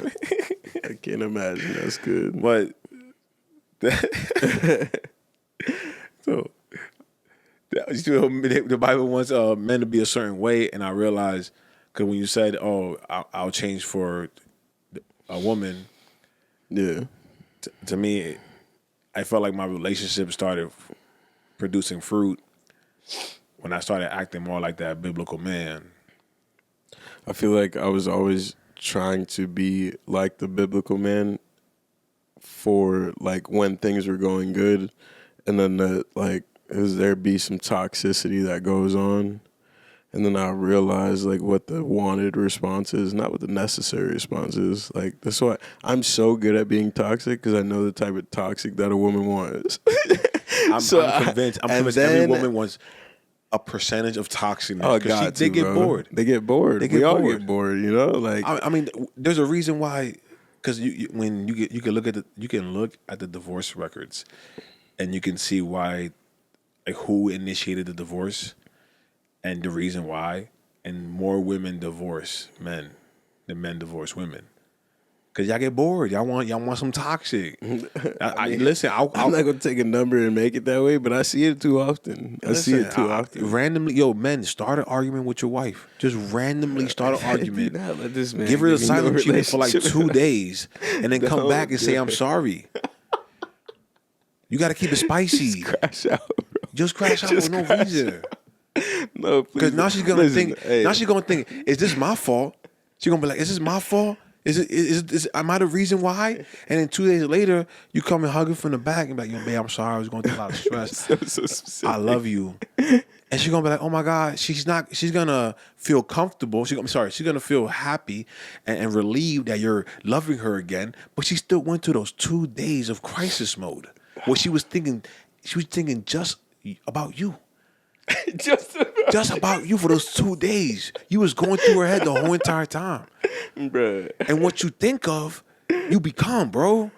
Look, bro. Yo, that's a key. I'm not co-signing any That's so of that toxic.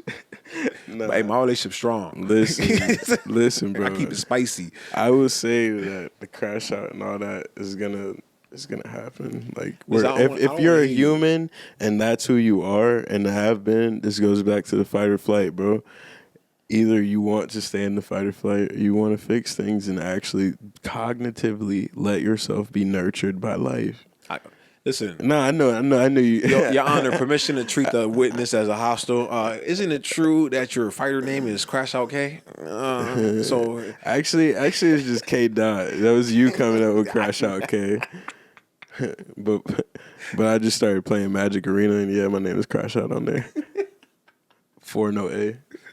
He's also a master Magic Gathering. The card, I love whatever that it game is. now. It also pisses me off, but we won't talk about that. It's funny. I mean, you do play Magic the Gathering, but if you do think it is a strategic game, so very, yeah, it helps the fact that you work out, have a good life relationship with God, and balance. Yeah. But it's only horrible when you're like a 300, 400 pound person or Been there. Been there. without a job. Like you, okay, Been so there. I'll give you an example. Oh my God. But that's why you gotta find Christ, because Christ will get you a job. Christ, Nah, bro. Let me just say, you gonna get you a job. You get off your ass. No, you gonna Christ get will you a help you job. lose weight. Christ, Subscribe now. Christ will make you feel better about Subs- you getting you the job. Get off your ass. Go get a job. My fault. No, you're good. You're good. We go next to my next topic. Nah, I got something to say. No, I'm kidding. Oh, I'm go. kidding. I'm kidding. I'm playing. So I did now, have something to say. I forgot. what's being a God-seasoned man means in today's world? God seasoned. God season. Not. I just woke because look, and I've been here in the beginning when you're in your Christian journey and you're like, God, give me anything, give me everything. I'm ready for it. I want to follow you to the depths of hell. I'll never do that. Well, God, I was that guy. And I know a lot of Christians are like that. And so when you become seasoned, you're like, you know what? Sometimes there's a lot of flavor. Sometimes you don't need to add all that flavor. listen, All that. bro. Heavy on the salt sometimes. You feel me? In the beginning, you need that because you're dehydrated. You know, you gotta. Look, he gonna give you whatever you need in that moment. I think the goal is like to not need someone to season your food for you because you know just how to season it yourself. You know this is like. Damn. Listen, once you see the way broadly, you can start to see in all things, and this all comes back to the same fact I made. Everybody deserves to live in this world, bro. No matter what you believe, no matter what you believe you are, if it really brings you joy, like that's all you need, you know? So like if you need this amount of seasoning, just know that it comes with this, you know, and that. You don't get to just be exactly what you want to be. Everything comes at a cost. If you're willing to pay that cost, continue to pay that cost. For some people, they had to give up. Arnold Schwarzenegger admitted it. He had to give up like time with his family. Like he had to give up his whole family experience, just go chase his dream. But he's okay with that, you know. I would not. I would not. That's- Like yeah. with my with like the family that I create, not having time to spend with my family, like the village that we talk about building, that was crazy to me. But that's just, we live our lives two separate ways, and that's okay. So, what's your definition of a God-seasoned man? Like, from the let's go with A God-seasoned man to me, in the basic way, because I don't really understand it, but to me, wait, I'll give you an example. Remember Moses in the beginning of his journey versus Moses at the end of it? A little different. And my man was seasoned. He went up to the mountains, talked to God a couple of times. He had to kill some folks. He had to he had to spread the Red Sea. But in the beginning, because I remember God sent Moses to go free the slaves. Mm-hmm.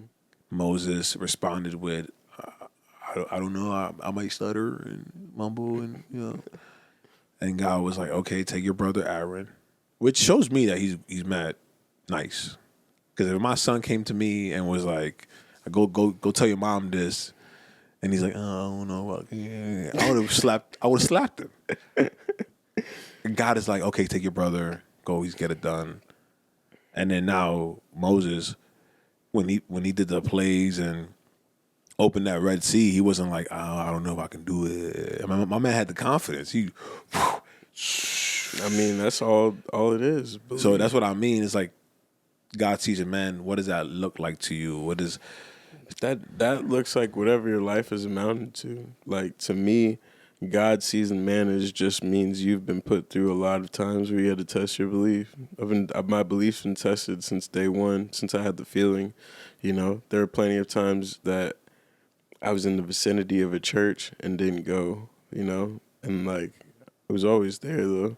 I had people come and talk to me about God, and I've like, okay, you know what I'm saying? Like, there's been plenty of times I've been approached by God and my faith was tested, but like we just said, every sin that we've ever committed and will commit was perfected by Jesus Christ already, and the unbelief is really the only one true real sin, is that you don't believe enough. because we're just supposed to be getting closer and closer to God every day. So a God seasoned man that means that you've been through it, the good times, the bad times, the lonely times, the times of despair, the times of That's fight, good. the times of Yeah. flight. How much belief did you have?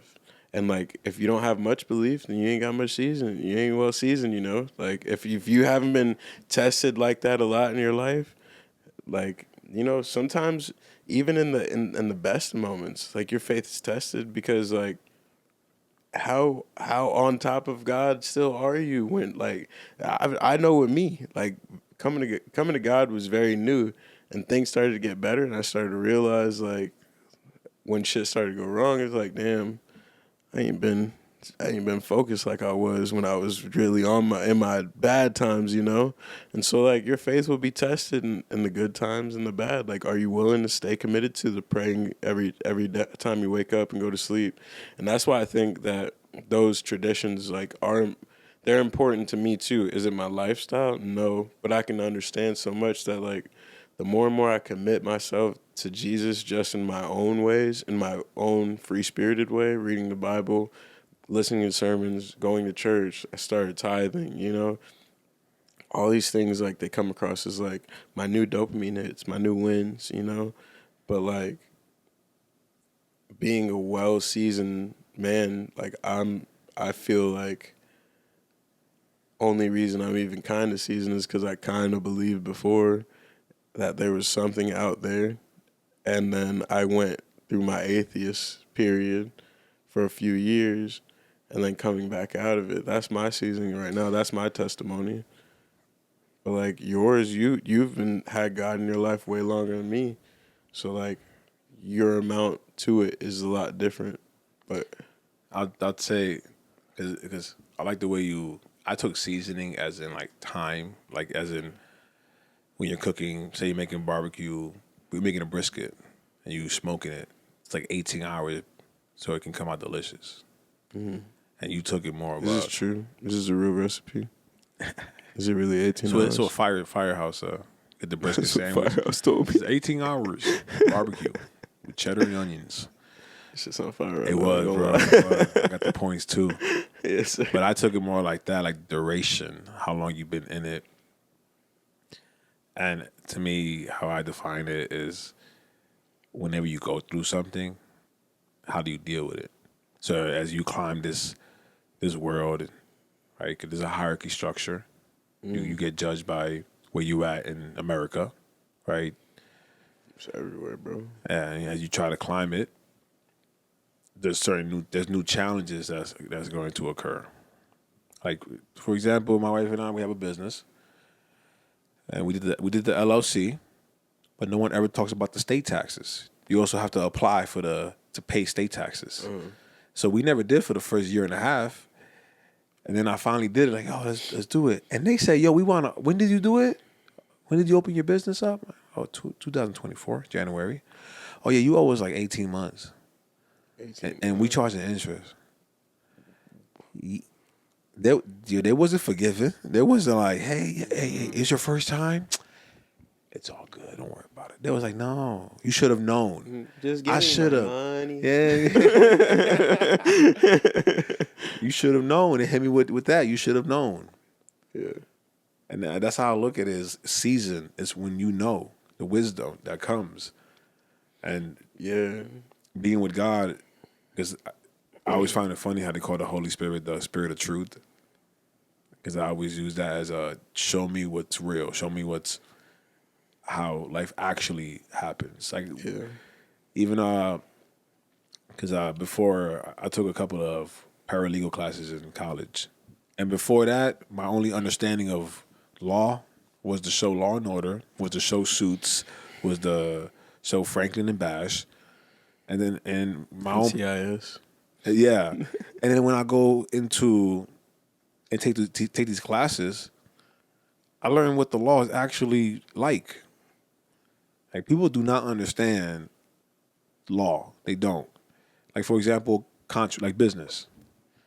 When in order to form a contract, there has to be an offer, an acceptance, and a consideration.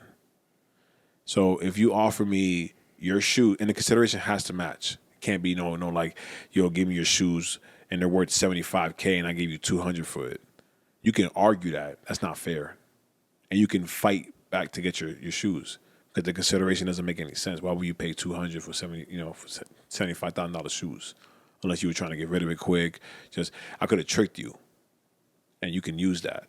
It's not fair. And so learning that what's enforceable contract, what's an unforceable contract. If you make a contract with a minor, you can't enforce it. So it's just like what? And even how the procedures go. Like I'm getting a cease and desist letter right now, and it sounds scary, but it's not. It's not law. It's just someone. That's how they threaten you. Yeah, it was crazy to read. Yeah, that's how someone legally threatens you. But they could be making all that shit up. You can do that. You can twist words to make whatever you want up, and you can choose to fight it yourself. And so I'm reading the goddamn cease and desist letter. I'm like, this is all bullshit. Like it's BS. It's all BS. Bullshit. And I know that because I took these classes. But I remember my mom. She received what's it called? She got served with papers. Yeah. She got served, and she was freaking out. She got served because there was a car accident, and apparently she was in the car accident, but she was never there. It was in a different state, and she got served. Yeah, she's freaking out. Her husband's freaking out. I deadass told her, I said, yo, chill out. There's a system for this. Stop thinking like an immigrant. Yo, because that's facts. If you don't understand it, if you never like grew up in that, it's not your culture. Like 90% of our culture is we don't like cops and we don't like hospitals. You know what I'm saying? That's not because all of us were drug dealers. It's just because not all of us is always accepted. You know what I'm saying? Yeah. So like you're grown into that. Should we break that? Like, yeah. This again, nurture versus nature. Like, how long are you gonna let that stop you from going to a lawyer and being like, yo, fix this? You know, like I told her to just go. I said, yo, you're an American. You have rights. And I told her, go to the courthouse and explain it. And it's New York, so they got to say the English, Spanish, Chinese, French, all of it. I didn't know that. Oh yeah. My barber took his barber test exam in a different state because they had it in Spanish. Yeah, it's crazy. So I told her go to the court. They clear her name, and I also learned how shitty New York is because you can get served with papers to your mailbox. What? They didn't even give it to her personally. That's New York. That's New York law. Wow. So you don't even have to be home. They can serve you with papers for 2 weeks. You don't show up, they win the lawsuit. It's crazy. Well, yeah, this is rules. That's all it is. This is rules. Like even you had your shit with the law, and you solved it yourself, but you still paid a lawyer to solve your issue. You really knew the answer. The funny thing is like this is the everything happens for a reason, because like I did not need that lawyer for that first case at all. And by the way, the first and the second are somewhat very connected. But if you want to know, K Campbell Instagram, he's open to talk. Probably not. Probably not. Probably not, though. But nah, like... I'm going to keep pushing you, bro. You just don't get mad at me. Just push me that way instead. Like, let me rotate both sides of the sun. Let me get tanned. But, like that first, everything I said sitting in jail, drunk as hell. Like, I was fucked up. Sorry. I was messed up sitting in jail, and I'm on the phone like, yeah, this is pointless. Should I get a lawyer? No, it's pointless. I'm cooked. It's over with.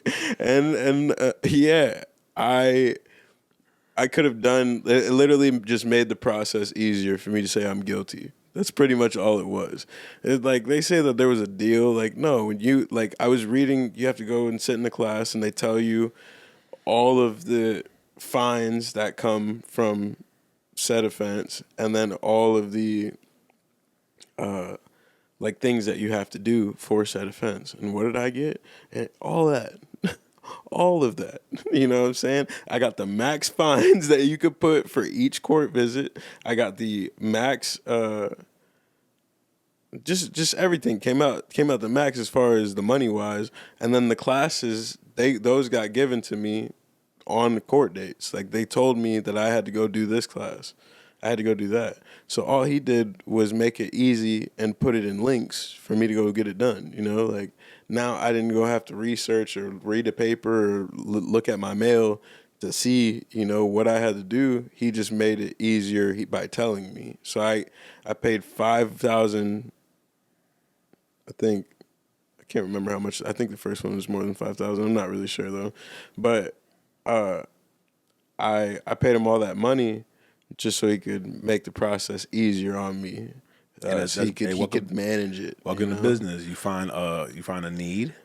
Yeah, because people don't want to do that. Actually, now that I say that, the second one was the same way too. Because I was saying I just was doubting myself, and this goes back to like Ebonics, you know, I'm in my head, I'm just like, I don't want to deal with these legal stuff no more. Like, I don't want to, I'm tired of talking to police. I'm tired of talking to like lawyers. I'm tired of talking to the probation officer, all this. Like, I'm tired of it. I just want to be done. So I was avoiding the thing because when I went to court, it was like, I'm hearing all these people like, okay, if you get your license back, because the second one was driving without a license because of the first one. So I'm watching all these people driving without a license. It's like, okay, we'll go get your license and come back. We'll slap you with a little $100 fine or $125 or something like that. And I'm like, let me get that. Yeah. I step up. Again, you told me you got to speak. I didn't get to speak, okay? These motherfuckers did not care about what Kahele Campbell had to say on record at all. You can say yes, no, guilty or not guilty, sir, or no contest. So one of them. And so I step up, and they were like, Kahele Campbell, blah blah blah, blah, said offense, driving without a license due to his first criminal charge, and the reason why his license is suspended. We basically we need him to serve jail time.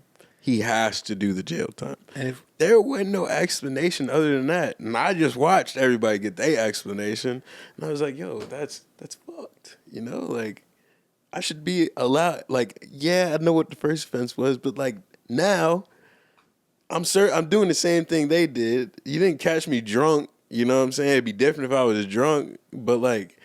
Or inebriated or had drugs on me or had this some kind of AK criminal on me, you know what I'm saying? Nothing. Bro, you caught me driving without a license. That's crazy. And that's their discretion, bro. Like, man, that's just the rules of the game. Yeah, like, the thing but it's not though, and that's where knowing the law would have came in handy. Is because the plea deal that he cut, like my lawyer. I knew that if I came back with my license, I was like, yo, let me just go get my license. I'll go and I could try to pay all the, because that was really what was holding me back from getting my license, is after paying $20,000 to $30,000 on this bullshit, now I have to go pay an extra $3,000 to $4,000 just to get my license, and then make regular payments on extra, increased insurance and shit like that. So like, they didn't give me a reason to go do that anymore by saying I'm gonna serve 30 days in jail. This goes back to the same thing. Like, I'm gonna go to jail anyway, bro. I'm riding dirty the rest of this time, bro. I'm riding dirty forever. Like, y'all gonna put me in jail. I'll figure it out after I get out of jail. That's an expense I'm gonna have to figure out amongst the rest of them, Yeah, and also, when I say it's at the discretion, it's like, the prosecutor can choose whether they want to give you the maximum punishment and choose the other person to give them a light sentence. Like, they have that's their discretion. That's part of the game. I think it's crazy that they told me that though, and then I could still go back and just go get my license. Like, I don't believe that was a plea thing, because I didn't even have to show up for the last one. I didn't even have to show up for my last court. I was on the way to the courthouse with my ID. Thinking like, okay, I'm gonna have to show them, and hopefully they accept it. I didn't even have to do that. I sent a picture, and it was like, yeah, he's good. So like, bro, the courthouse didn't really care. They just wanted their money. Well, I see it this way, because it's like, I see it as managing paperwork because it's like it's a way to maintain law and order. You commit a crime, you have to go do your thing. The prosecutor's job is to punish you. It's not to be your best friend at all. It's to punish you. The defendant's job is to protect you, but you don't get a defendant during that time because it's not criminal. It's civil. Oh, not criminal. Well, it's not criminal. Like going to. It's not. What did I say? I think it is civil. I think that is where we end up at. Yeah, because I think civil is more like lawsuits. I think it's not criminal. I think it's criminal, but it's not like you're going to jury trial, all that stuff. I think it's I forgot what it's. Well, anyway, it's you can defend yourself in that, but because you're not aware of that, where you can go and talk and say, "Yo, Your Honor," because your lawyer can do that. So how can your lawyer do it, but you can't do it? Yeah, and that's the thing that I was like. But then they're not gonna give you that. They're not gonna say, "Oh, okay, you got anything you want to say?" I've never heard a lawyer say, No, never. The judge don't even say that shit. "You go, excuse me, Judge." Blah blah blah blah blah blah blah. Like, because to me, bro, the judge is doing this all day for fucking 20 years. They hearing adult men, adult women And going through nobody the get to say- bullshit. Yeah, nobody get to get crazy in the courtroom. You know what I'm saying? If they do, they be getting shipped out quick. FedEx boxed on the way out. You heard me? You trying to go, bro? Imagine from the judge. Man, you gotta do this shit all day for fucking deal with grown ass people acting like kids. Yeah, and I don't know how you would say it. What time does that say there? 46. I bet. Yo, appreciate you guys for tuning. That's bad rough. No, you just want to go to the next 15 minutes? Nah, I think we good. I think it got saucy. Bet that. Do you like clip this? Please tell me you clip this. You got to make this way shorter. This whole thing, nah, it's gonna just like that. That's crazy. Yo, appreciate you guys for tuning in. We're gonna hijack the thing again. I hope you guys enjoy our Next perspective. time, we'll be a little more organized. Organized, man, this was fantastic, and we more was- flavorful. it was Listen, I out heard my there. wife's podcast. I love her, but we flavorful, bro. You know what I'm saying? This is the life of a seasoned, Life of a season with comedy. God-fearing man. Because the thing about it, man, like people tend to portray this certain image of a man. And it's like you can be serious and joking. You can be all this stuff. Like the thing I hate is people will judge me because of my character. Like I'm joking, right? So they assume, oh, that man, he's weak. But then I tell them, yo, I'm 31. I'm in my master's. I'm married, 2 kids, got 2 houses, etc. That's exactly what I was telling you outside, bro. Is never let one thing affect all that you see about a person. You know, like we are all of these things, both the good, the bad, and the ugly, and the weird, and the goofy, and all that shit too. Do you accept this person or not? Yeah. You know, but don't ever take one thing and be like, I don't accept that, so I don't accept you. Yeah, I don't like, want you to exist. I really don't appreciate that perspective. Like, you're gonna come with the good and the bad, and can I avoid you when you're in the things that I don't like? For sure. And even your wife or husband comes with their bad as well. I thought you were saying I could ignore you. Oh, sorry. I'm sorry. I learned that like with my wife. Yeah. It's like I try to love her not for how she wanted to be loved, but how I'm conditioned to love somebody. So she likes to be loved or feel loved by compliments, by acknowledging her and the way she does things for people. Like she's a big gift giver, so she loves gifts as well. I'm not a gift giver, so I have to proactively work on it. Yeah. And I think that's always a good thing, though. Do you feel pressured by that, or do you? that's feel the like that's the you thing enjoy is it? I created this pressure in my head. Oh yeah, I love it. That I feel like I'm forced. Like, well, that's you're a gift giver. I'm more of a. I'm not. Oh, you're not. No, what I'm saying is I enjoy. To me, it's always it always feels like when at least when me and you talk about it, like I'm this way and this person's not, and like I'm learning to become that way, and that part feels forced. You know what I'm saying? Whereas like on my end, I've always been trying to find the new way to love somebody else. Like when I took the quiz, what's that quiz called? If I'm a homo or not. What? It's crazy. We're doing so well. See, I came with the smoke today. Yo. I wasn't even prepared for that. I'm thrown away.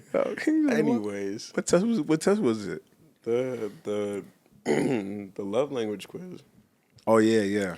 Yeah, when I took that, it was like literally even on everything. It was like 33, 33, 33. Or it was like Yeah, I'm about to it say was like there's- 20. There's 5 of them. My man's adding. So it was what? So Gift I giving, got 4 of yeah. them. 4 of them were relatively exactly the same. So what is that? About 25, 25%. Yeah, and I got 0% on gift giving. that's crazy. You feel me? But that's just because that's me answering without anybody else's input on what it is. And I think the reason I score evenly on all of them is because I really could enjoy any type of love language that my partner enjoys. Like I enjoy that. I enjoy putting the smile on my girl's face. I enjoy making them feel like every bit of them like is what I love. And that is true. Like if I can get that happiness out of you, I'll continue to do these things to get that happiness. And the certain things that I need are for you to feel that feeling a lot. You know what I'm saying? Like I feel like that's my ultimate thing. So like for me finding a new way to love, like, okay, I'm for it. As long as it's not toxic, I'm for it, you know? And as long as I can like understand it, just like the compliment me 5 times a day, I'd be all right with that. And I'd be all right with that because yeah, it's a habit, but I know, we concrete know that's what you need. It's no weirdness that goes around because I didn't give you enough. There's no weirdness that goes around because I gave you too many. Like, no, that's what you needed. You asked for it. I supplied it. Give me my fucking smile.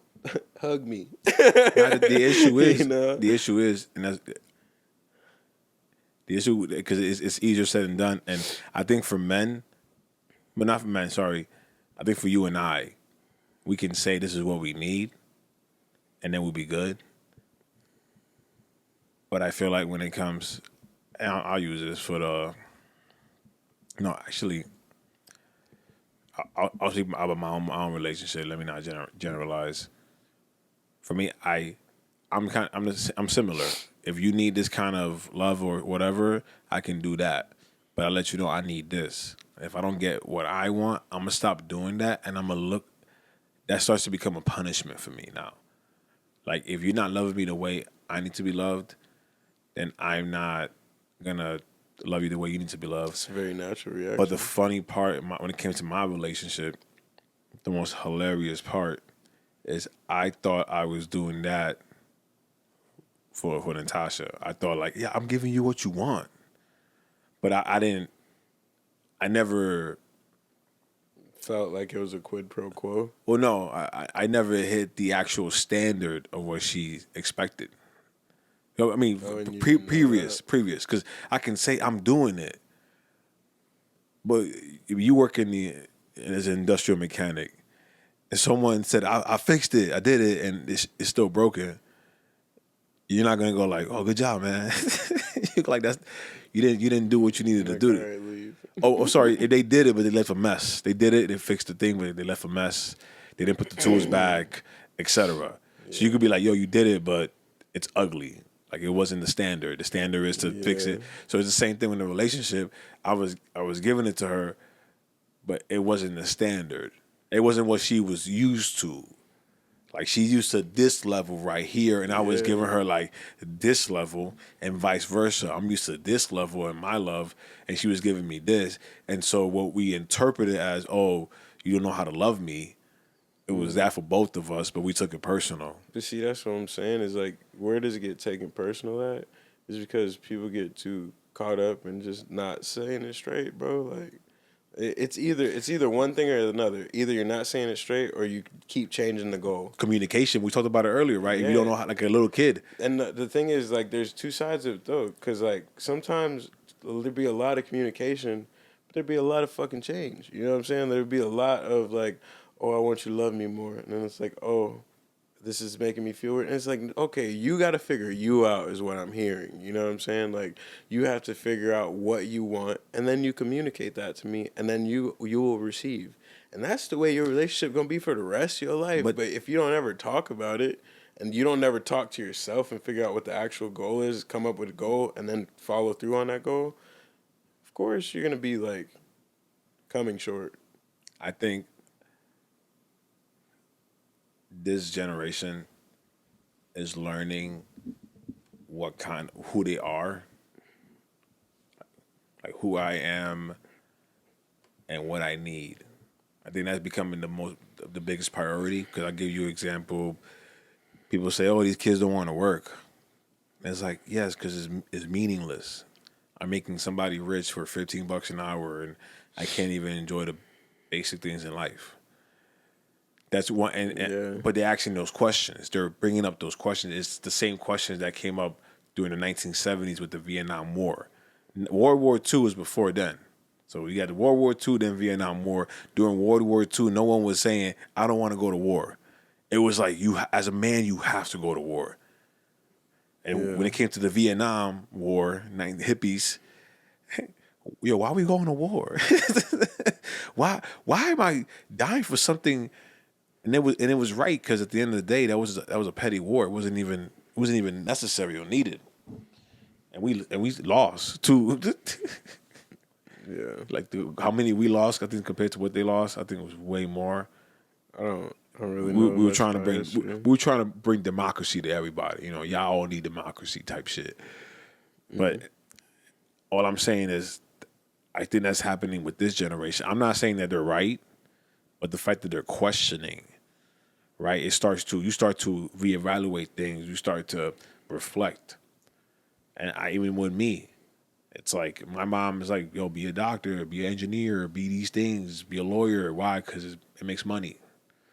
But last time I checked, the lawyer has to work a certain amount of hours, billable hours. Last time I checked, the doctor has to work how many hours, right? It's not a free time. I like my free time. So I could be rich, but what makes me happy is doing the things that I want to do. It's not every day I want to go and talk to people I don't want to talk to. Like, I like the fact that I create my own schedule. That's what I like being an entrepreneur, because I'm creating my own schedule. I'm creating my own stuff, and it's up to me. I'm not going and making someone rich. I'm not dealing with insurance, because as a doctor, that's what you got to deal with. I'm not dealing with dumb legal shit. Like, I don't have to go deal with a bunch of fucking auto accidents. No offense to you guys, but I will fucking be exhausted dealing with fucking auto accidents every fucking day. Because the thing is, with lawyers, and it's like, it sounds all cool and shit on TV, but the paperwork is fucking ridiculous, bro. And then you have to actually, and you get into, yo, the battery died, but yo, thanks for tuning in. Y'all been great. We're gonna hijack it again soon, because we're black. Sorry, I hate the whole entire time. It's crazy. I know. Sorry. It's crazy. I'm gonna keep that in. That was the longest that you've held back from saying some shit like that. I did say that Muslim joke with the bacon. Yeah, I guess that was something too. Yeah, I mean, listen. You ever had bacon equalizing cheese? racism. Bacon, egg, and cheese? You know the crazy part? We have Muslims in New York in the bodegas selling us bacon, egg, and cheeses, but they didn't sell us alcohol. Why? Because you can't drink as a Muslim. That's so weird. But there was, so they can't eat it, but they can serve it. That's crazy. That's a cool fact. That sound like laziness. They just didn't feel like getting that liquor license. You weren't really standing on it.